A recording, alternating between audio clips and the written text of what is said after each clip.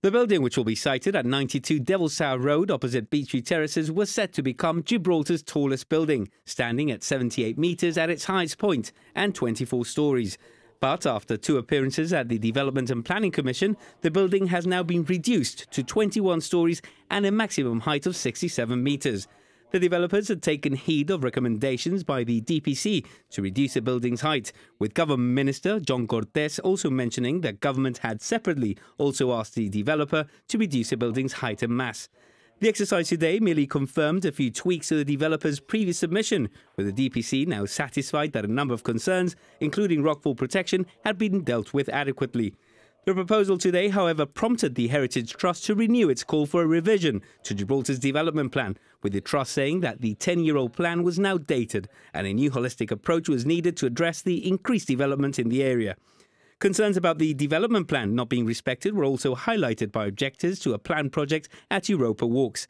The low-rise development is being proposed for the area of the former MOD estate, which government recently put out to tender for development. Speaking on behalf of 700 objectors who had signed an online petition in the last 3 days, Derek Guio said the new development is contrary to the development plan for the area.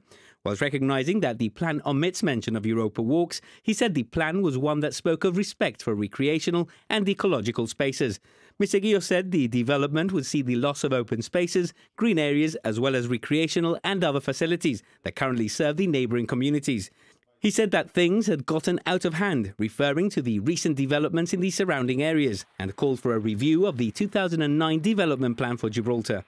While the developer proposed constructing a swimming pool for communal use to make up for the loss of open spaces and recreational facilities, Dr. Cortes said the high number of objections and reasons was indicative of the developer's failure to engage and work with the neighbours and residents of the area. While the DPC felt the area was right for development, John Cortes said the developer needed to reduce its density, while Samantha Sacramento called on the developer to do more for the residents of the area.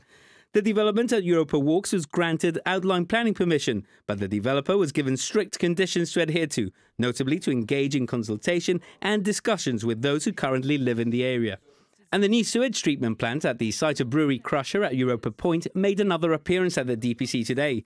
Those responsible for the project addressed concerns from DPC members regarding odours at Little Bay, where a substation will be sited, and also on the need to reduce the density of the building at Europa Point.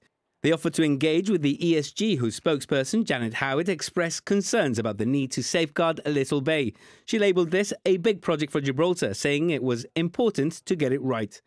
The sewage treatment plant is a government project and only appears before the Development and Planning Commission for advice and guidance only.